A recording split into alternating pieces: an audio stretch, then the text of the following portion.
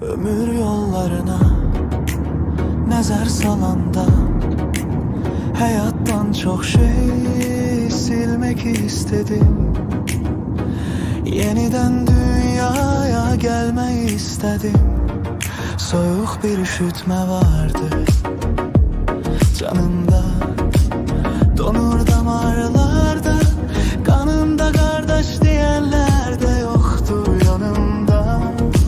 Derdimi onlarla bölmeyi istedim.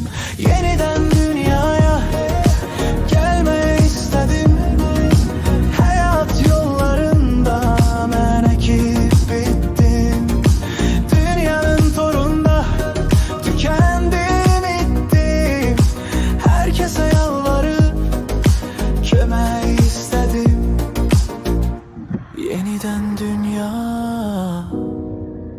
gelmeyi istedim.